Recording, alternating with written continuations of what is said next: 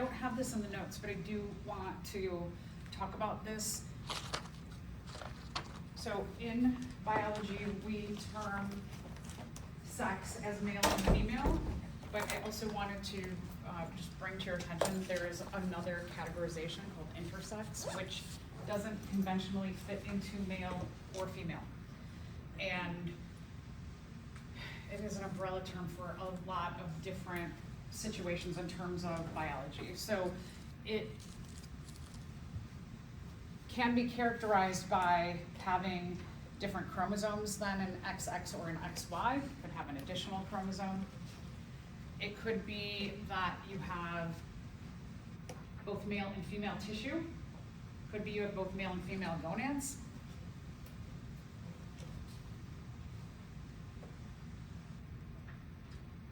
Sometimes it can be apparent that an individual is intersex upon birth, and sometimes it's not discovered until puberty.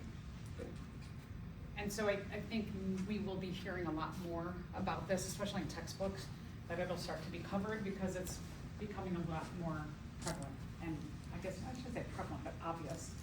And we're learning a lot more about it. So I just wanted to bring that up as there's male, female, and intersex. Segregation. So remember that when we're talking about chromosomes, that chromosomes, they segregate whether we're talking about binary fission, mitosis, or meiosis.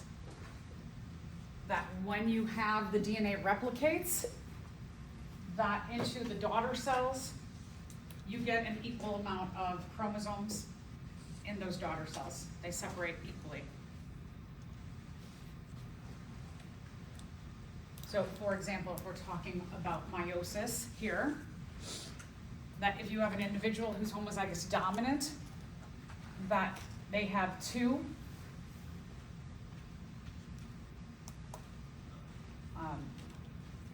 dominant alleles, one on each of their chromosomes. Remember that there are a replication, that here is the original chromosome.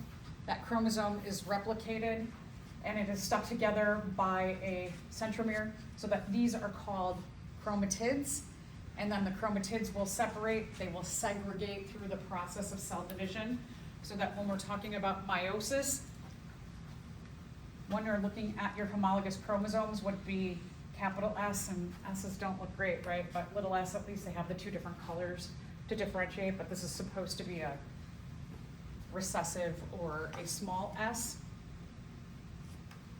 That your original homologous pair, so this one and this one are your original, the DNA replicates, they get their sister chromatids, and then through the process of meiosis, they will separate or segregate, and so that you get one of each kind of chromosome in your gametes. Euploid, when we're talking about individuals who are euploid, they have the appropriate number of chromosomes for their species. So like for humans, euploidy would be 46 chromosomes.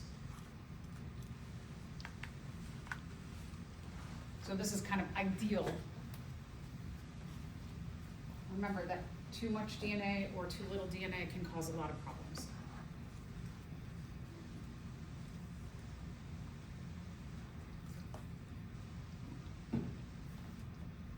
If you're a aneuploidy means there's an error with the DNA. It could be that you have too many chromosomes. It could be that you have a little bit extra chromosomes or a little bit extra DNA. So aneuploidy means that you don't have the conventional amount of DNA for your species. We're going to talk a little bit about non-disjunction in just a second. We're going to talk about it now. So the term non-disjunction means that the DNA does not separate the way it should, so that your daughter cells get the correct amount of DNA in them. Non-disjunction has the most impact when you're talking about gametes, because gametes, when you're talking about daughter cells and the production of gametes through meiosis, it means that an offspring potentially could be made who has too much or too little DNA. if you're talking about non-disjunction, when it happens in like your eyeball, let's say you have 1 million cells in your eye, and one of your cells is going to replicate, and it has too much DNA or too little DNA, one cell out of 1 million not being able to do its function, do you think that's a big deal? Do you think the other almost million cells could compensate for that one non-functional cell? Yeah, right? So when we have non-disjunction in our somatic or our body cells, it's not that big of a deal because you've got tons of other cells that can do that job. They can compensate for it. However, when non-disjunction happens in the gametes, it can result in gametes that have too much or too little DNA. And that can cause disorders or issues.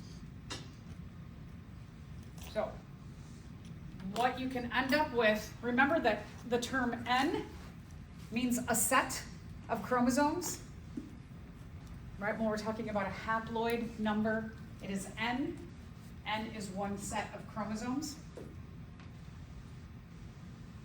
Very basic, straightforward non-disjunction. When you have too many chromosomes or too little chromosomes, we look at, you can have too few chromosomes.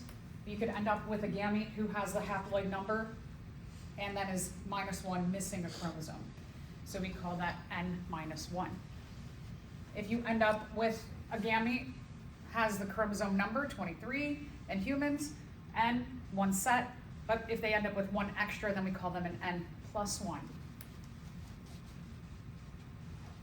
If one of those N-1 or N+1 gametes fertilizes or gets together with another gamete,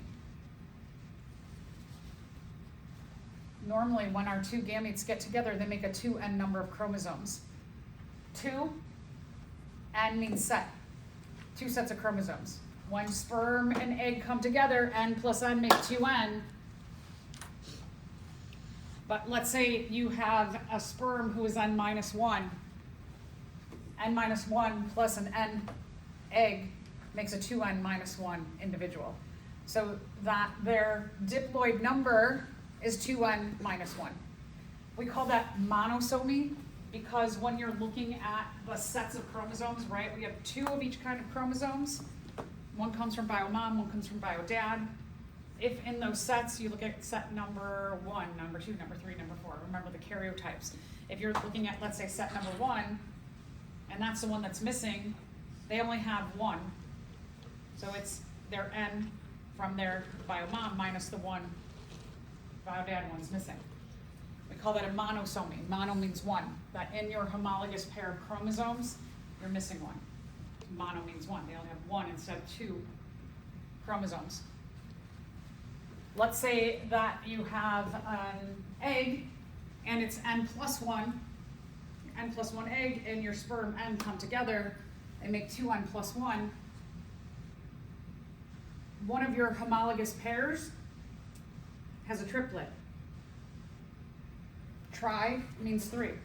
That means that, like, if we're talking about, again, chromosome pair number 1, if you have 1 from bio-dad and 2 from bio-mom, that gives you 3 number 1 chromosomes. So we call that a trisomy. We'll look at different situations where we have monosomies and trisomies and what happens. If having too little DNA or too much DNA, if that developing if that developing zygote continues on, a lot of times what happens is that when you have a monosomy or a trisomy, the developing embryo dies off. 1 in 5 pregnancies results in a miscarriage. We don't hear a lot about that. 1 in 5, it's super common. So sometimes, not always, but sometimes having a monosomy or a trisomy can result in miscarriage. Sometimes the embryo develops on. If the embryo develops on and they have symptoms based on having too much DNA or too little DNA, we call that a syndrome. So this is a great illustration that you have. This shows you the different kinds of non-disjunction and when they can happen. So here, in this first column, you have what would be considered normal meiosis. That in normal meiosis, you have your DNA It has replicated. You can see up at the top that the parent cell, each of the homologous chromosomes has their sister chromatids. So you have your chromatids that are made. So here you have a 2n times 2.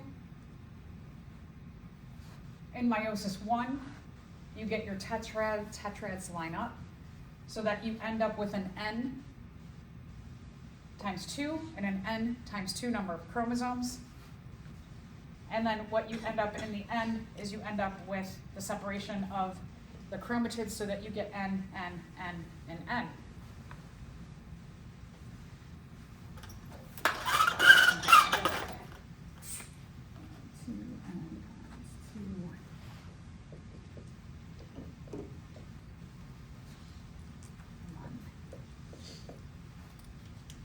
So just looking at meiosis 1, you end up with 2n times 2 cells, and then in the end of meiosis 2, you end up with 4n cells.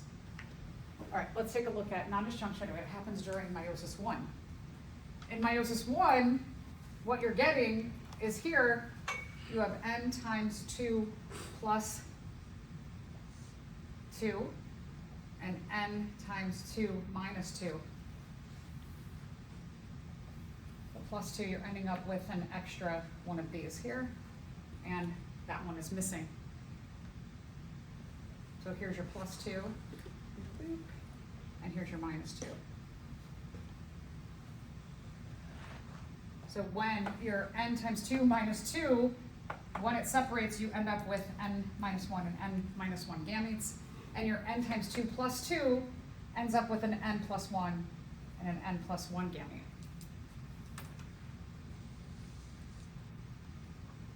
If the nondisjunction happens during meiosis 2,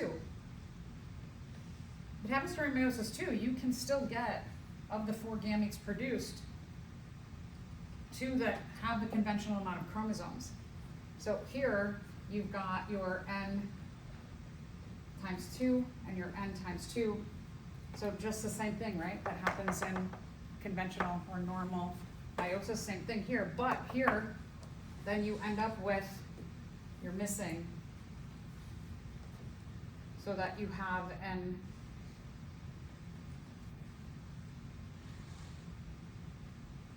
well, I don't want to call this anything yet, but so then you end up with, let's just go here, you end up with 1 missing and the extra.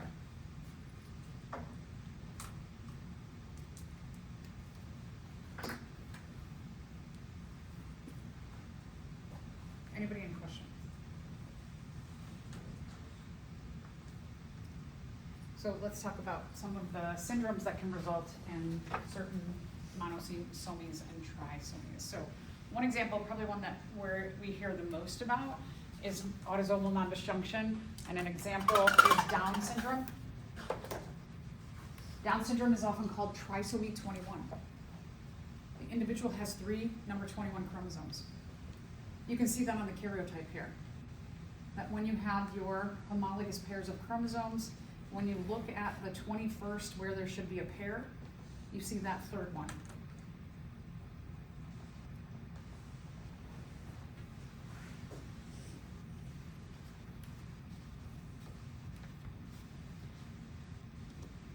Down syndrome is most common to parents who are older. Once someone is in their mid-30s, they start to call it a geriatric pregnancy, and there is a greater chance of this happening.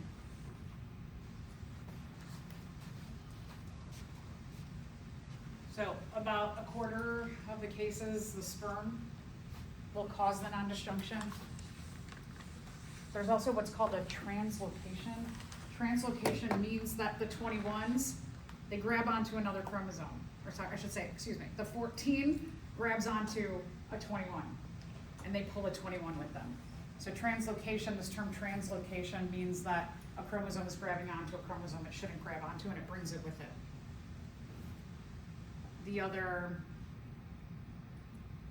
The majority of the percentage is the egg, that something happens in meiosis with the oocyte or egg being formed.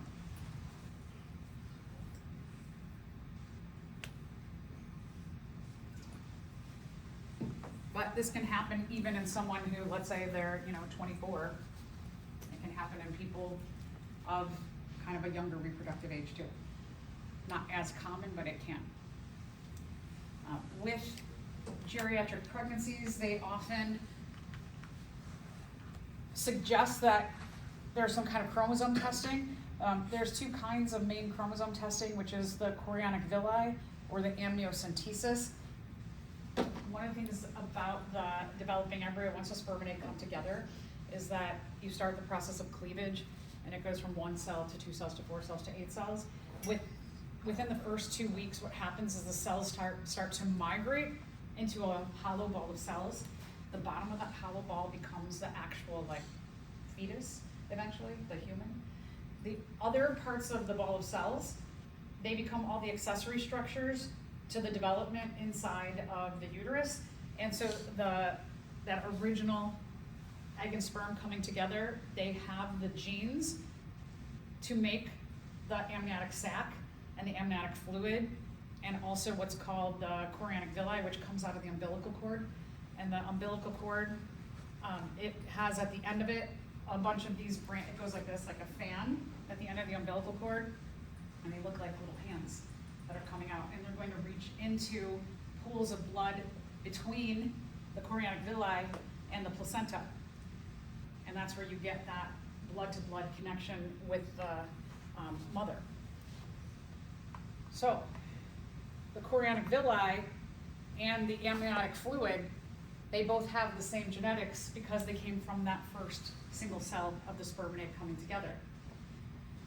Chorionic villi sampling, they usually go up through the vagina, and they use a tiny, tiny, tiny wire with a little pincer on the end, and it grabs onto pieces of the chorionic villi, of those little extensions that come out of the umbilical cord.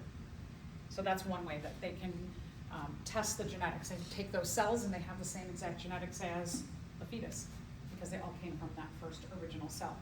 The other thing that they can do is they can go in through the stomach and they can poke into the amniotic sac and take a little bit of the amniotic fluid.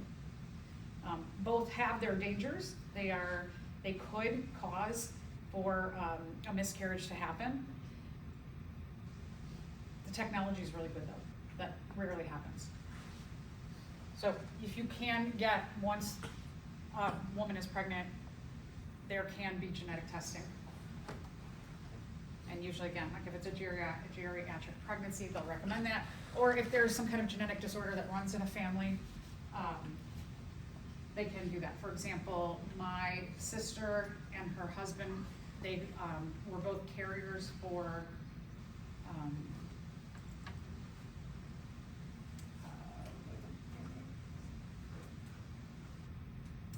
what was the disease? Trouble with the lungs and the respiratory tract and the digestive system. Cystic fibrosis. So they knew they were both carriers for, well, they knew that it ran in both sides of the family, cystic fibrosis, so they had genetic testing for that. Down syndrome incidences with age, you can see that in the teens and going into at about late 30s is when it starts to spike up, and there's a higher incidence of that. Down syndrome has a tendency for a bunch of symptoms of this disorder. Leukemia, which is a blood cancer, pretty serious. Cataracts, faster aging of the cells.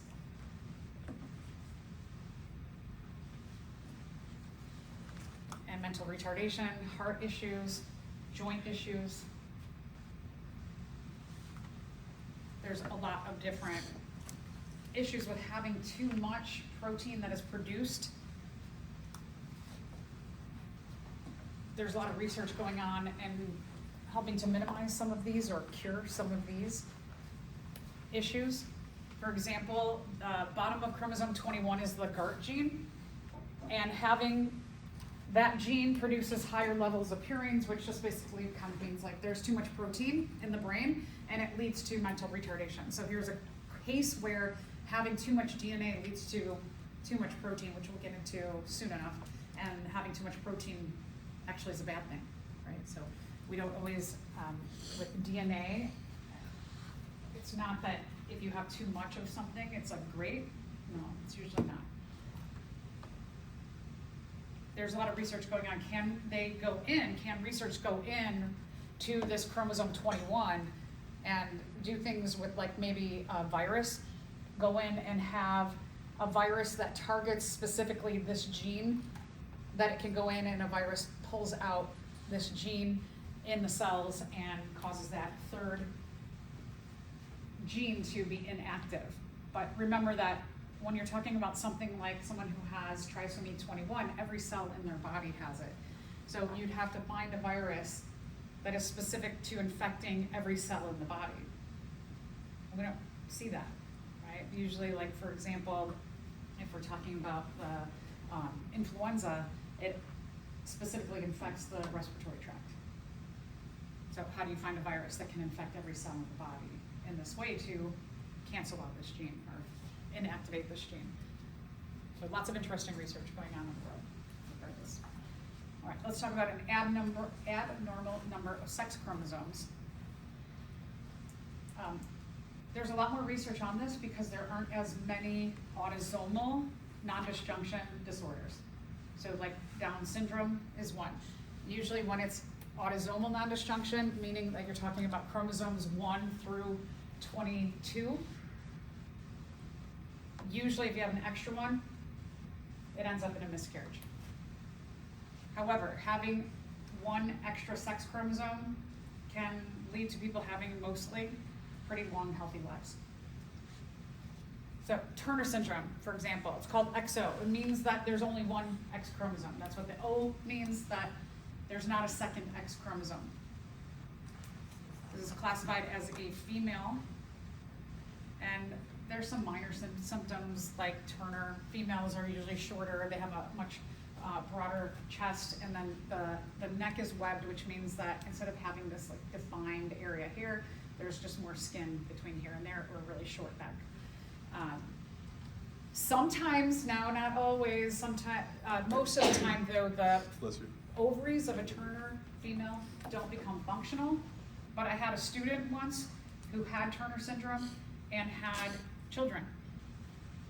And she was like, I have Turner syndrome and my ovaries are functional. So you never know.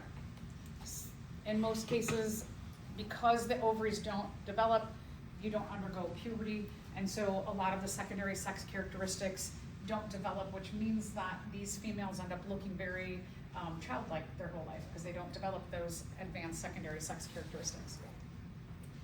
Klinefelter syndrome is XXY, two X's and a Y. Because there's a Y, it's classified as a male. Males are infertile or sterile who have Klinefelter. And that's because the testes and also the prostate never fully develop, more so the testes to make them infertile. Just like a offshoot of not just sexual function and development related, but they often have like really big hands and feet and arms and legs, very like lanky, very tall. Sometimes there's some breast development, but not always. Trisomy X is 3, so there's a 3 or more X chromosomes, could be 4. A lot of times people at first hypothesize that, oh, because they have so many X chromosomes, there's increased femininity, but there's nothing to support that. Most females who have trisomy X, they don't experience any symptoms. Perhaps might have menstrual irregularities, perhaps might have an early onset of menopause, but for the most part, no effect on fertility, and a lot of times just no effect either.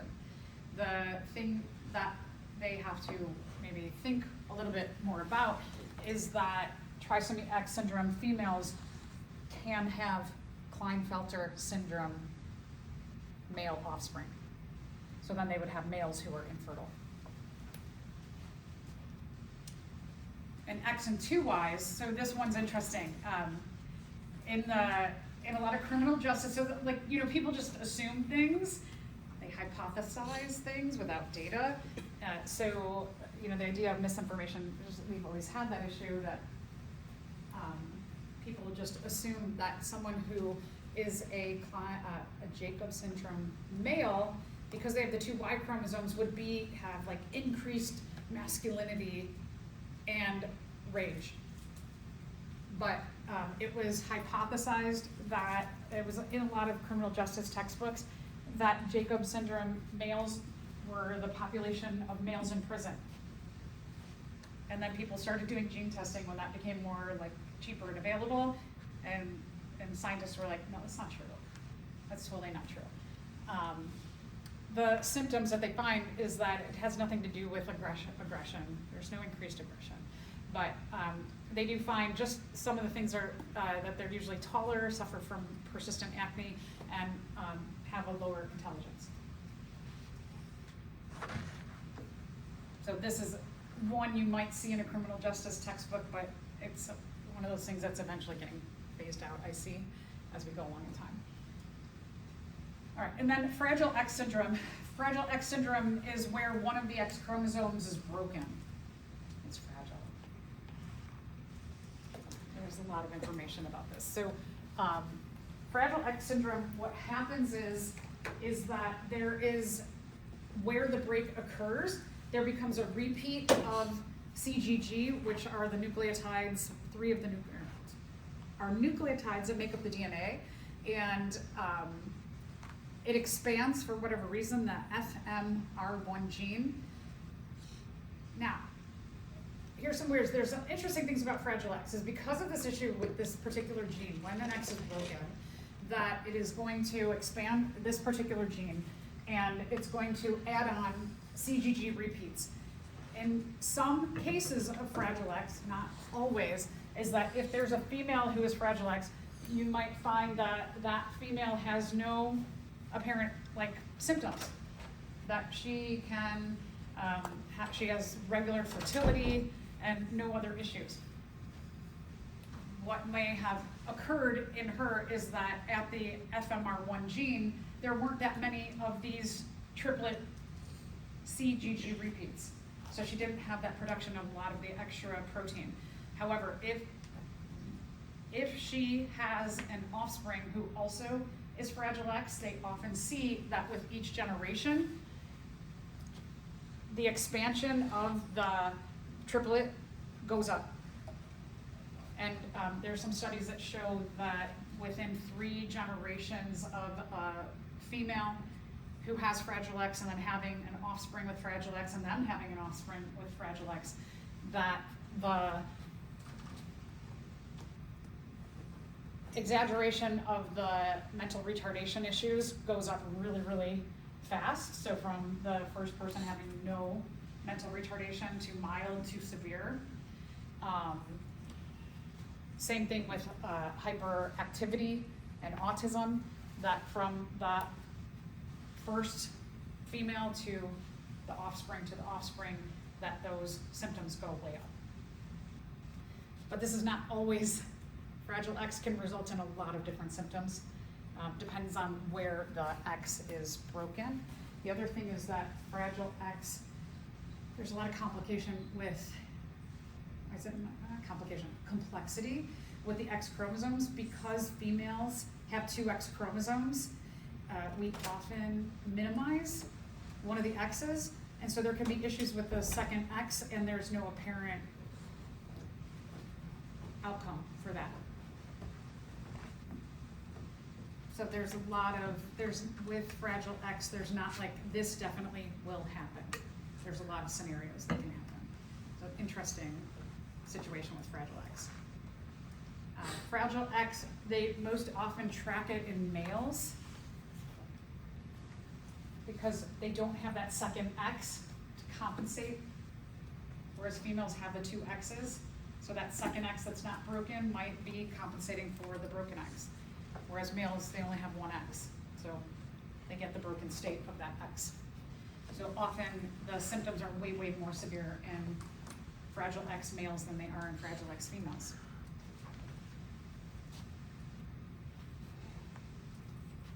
All right, which of the following is caused by an abnormal number of autosomes? Good.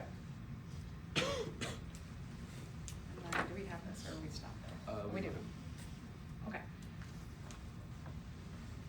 Okay, so back to that X thing. One of the X chromosomes gets condensed. It's condensed into what we call a quiescent dormant structure called the Barr body.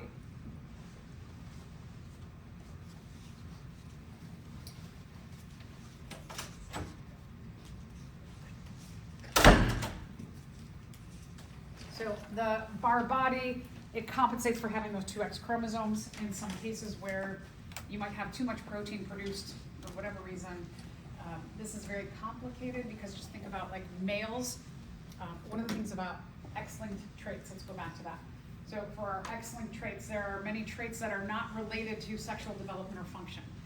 Both males and females have at least one X chromosome.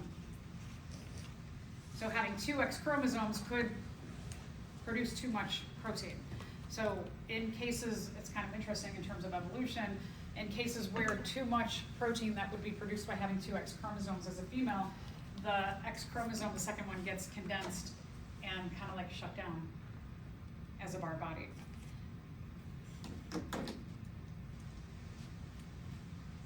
One of the ways that we see this is in tortoiseshell cats. If you have a female and she's heterozygous for her coat color, she is going to have this tortoiseshell pattern. Males never exhibit the tortoiseshell pattern because they don't have the two X chromosomes. Calico is another one. That calico cats, the ones that are, what happened in here? No. I might have it. These are calicos. So calico's another one where this works out that only the females can be calico, having two X chromosomes. So this is calico. Calicos when they have spots of black, spots of orange, and spots of white. But in a litter, you might have black, you might have orange and white, but females can only be calico. So in some cases, you will have phenotypes that only females can exhibit because of the two X chromosomes that males cannot. Right, and then the last thing, so kind of continuing on this idea of X inactivation and epistasis is the calico, as I mentioned. Last couple things I want to mention about chromosomes.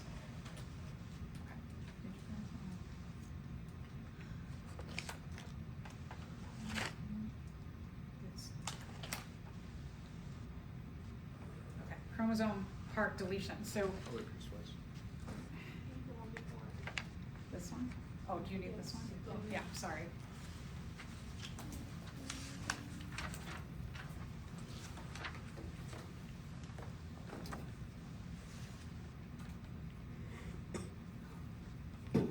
You have problems like with the calicos in your lab 14, I believe. I think there's a page about these calicos. That calicos, the coloration, it's an X-linked co-dominance situation. So remember co-dominance when you have two or more dominant alleles. So in this case, it's the B and the O are both dominant, so they will exhibit themselves at the same time. So for males, since males only have one X chromosome, the male cats can only be orange, XOY, or black, XBY. Whereas the females have the ability to be XB, they could be XB, they could be XB, just one X chromosome, the Barr body is inactivated so that they'd be black.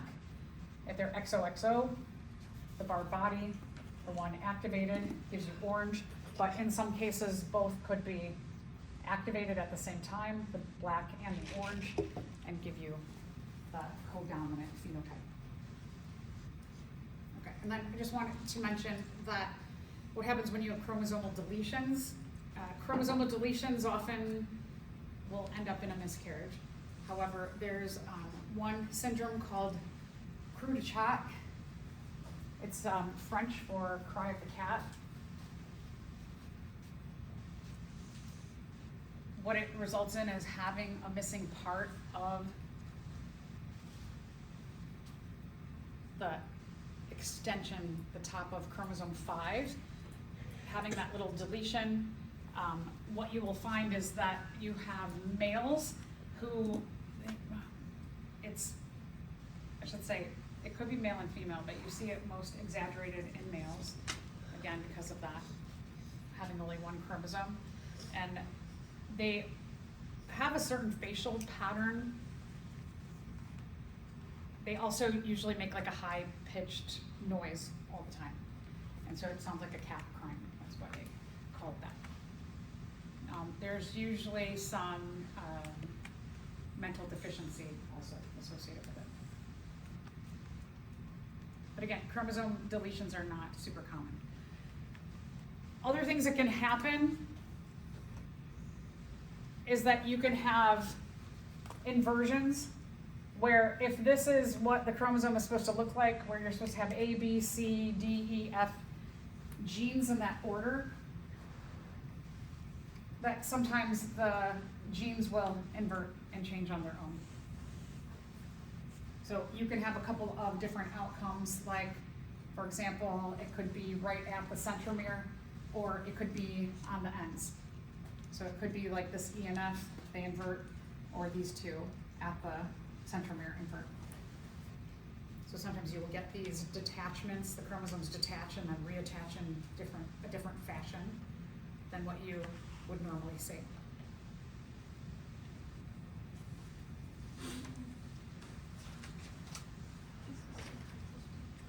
Is that right? Okay. I couldn't remember how far I go into these kind of weird chromosome things that happen. Okay, so let's talk about, translocation, right? Okay, and then translocation, what translocation means is that you have, it's like crossing over, except for it's not equal parts, and it's different chromosomes. So here, clearly you have two different chromosomes. This one is much longer, this one is much shorter. Crossing over would normally be the same chromosome, crossing over equal parts. In translocation, it's different chromosomes and they're just switching parts. So that you can see here, you have a difference in the outcome of the chromosome. Some of these issues with the chromosome deletions or translocations, we're not exactly sure why they happen, so there you go. Some problems for you to solve. These have been known to cause certain kinds of cancers, like leukemia. Also, there's not always, but some connections to some forms of schizophrenia. Okay, we'll stop there. All right, let's talk about DNA. Let's get into, this is the next chapter, is DNA. So this is not for your exam next week, but I do want to just make use of our time.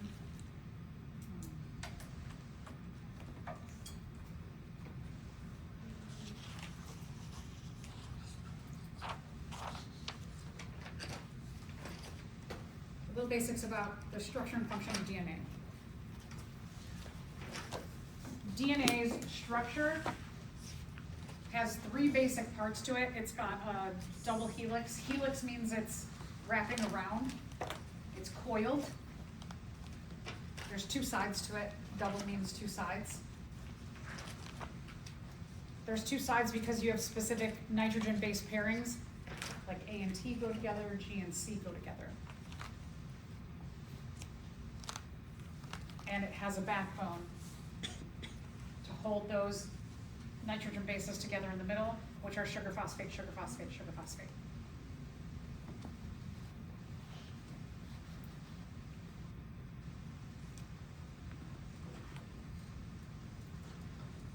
DNA and RNA are which organic molecule group do they belong to? Yeah, okay. So they are nucleotides. Sorry, number 4 is correct. So they are nucleotides. It's right in their name. DNA is deoxyribonucleic acid. The deoxyribo refers to the sugar in the backbone of the DNA. RNA has a different sugar. It's also, DNA is double-stranded, RNA is single-stranded.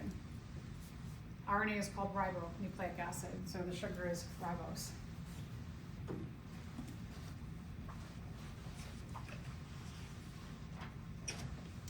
The nucleotide is the monomer. The chains of those nucleotides are nucleic acids. Those are the polymers. So DNA has 3 parts. It has a phosphate group. It's part of that backbone. It has the specific sugar deoxyribose. And DNA has one of 4 possible bases. Each nucleotide of DNA has a nitrogen base that could be A, T, G, or C.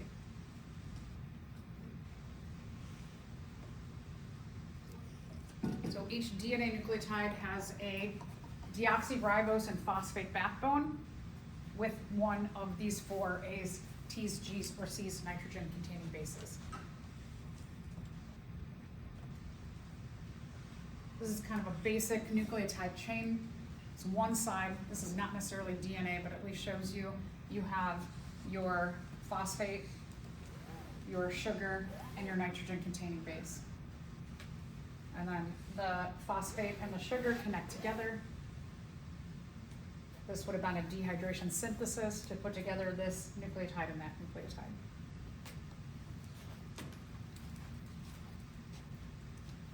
The sequence that these nitrogen bases come in equate to our genes.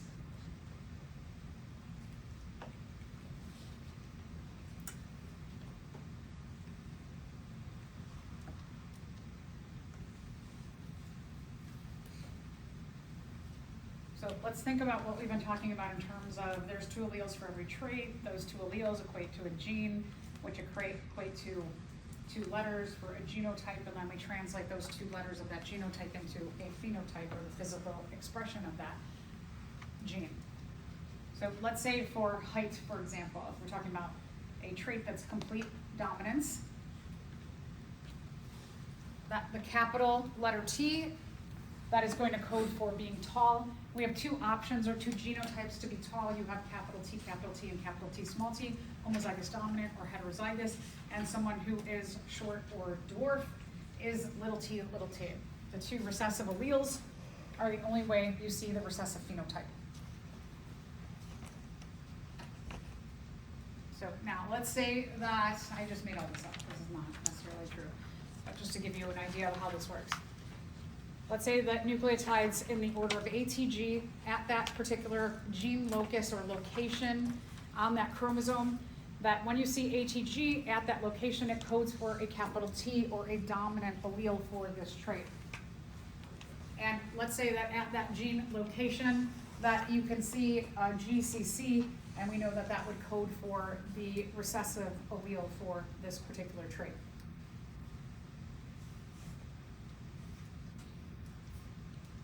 Okay, so someone who is at that particular gene location, let's say that we see ATG, ATG.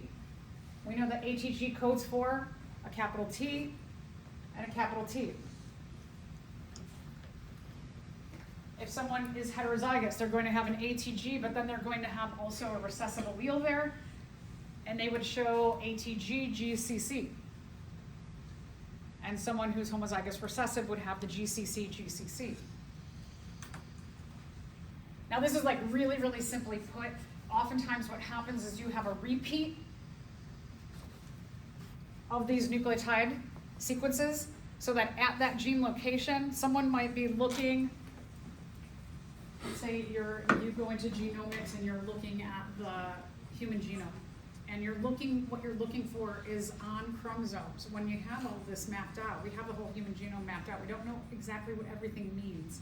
And so oftentimes what researchers are looking for is they're looking for let's say it says GCC, GCC, and it has 100 times GCC, GCC, GCC, GCC, and they go, there's a repeat of a triplet. It's gotta mean something, and then they try and figure out what does that exactly mean. Or if you have this sequence 100 times, then they're like, that's gotta be a gene. That's got to be coding for something in particular, and that's usually the way that genes are discovered. That it's not just like that, and that at that very specific location. It's usually repeats over and over and over again that go like, something's happening here. All right, so base pairing. Our bases are adenine, guanine, cytosine, and thymine, the ATGCs. They are base paired because two go together and two go together. And they never commingle other than that. But adenine and thymine always pair together, like two pieces of a puzzle. Just like an enzyme and its substrate, they fit together. The A and T fit together perfectly.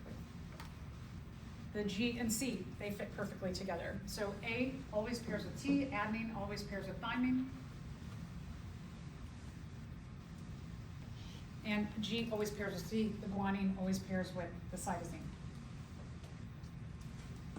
So even if there's a mutation and one of the A's gets taken out, the T doesn't go in. Because it's like, I don't have a pair here, that one's gone. So if there are mutations, there's compensation for the base pairing.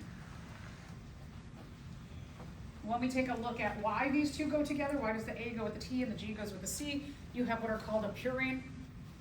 These are the larger of the nitrogen bases. They're not huge, they're just a little bit bigger. The pyrimidines are smaller. So you always have a purine and a pyrimidine, they fit together. A and G are the purines, they're the bigger ones that pair with the smaller one. A goes with T, purine and pyrimidine, G with C, purine and pyrimidine.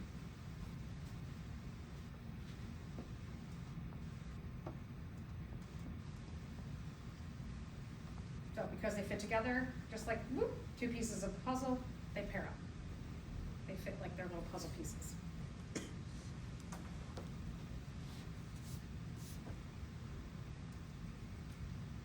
So just you don't need to memorize the structure of these, but just to show you when we're talking about the larger and the smaller, that when you're talking about the pyrimidines, the two smaller ones, like the T and the C, what you're looking at is take a look at the nitrogen base part. That the pyrimidines here, they have they have two rings on them, as opposed to one ring. Not much of a difference, but they do fit together. Okay, there's a lot of DNA in our cells, tons and tons and tons of it. If you remember when we were talking about chromosome number, that I had said that humans, we have 46 total chromosomes, that's our diploid number, and that crayfish or crawfish, they're a little freshwater lobster looking invertebrate. They don't have a full brain, they don't have a spinal cord, they're a simpler animal than we are, but they have 200 chromosomes. So the amount of DNA is not necessarily important, it's the sequence that the DNA comes with and then what the sequence does. Humans are thought to be more efficient at the way we use our DNA than something like an invertebrate that might have a lot more chromosomes. Like I said, what researchers are trying to figure out is that when the DNA is at this location and it comes in this order, what does it mean? So it's just like puzzles. If you're really into figuring out puzzles, genomics is a really great field that they're trying to figure out what do these specific locations mean, and then what can we do with that? Once we have that information, can you work with a virologist to try and figure out how to get in and either like pull out DNA or add in DNA to help to alleviate symptoms of diseases? There's two strands of the DNA. It has two sides like a ladder.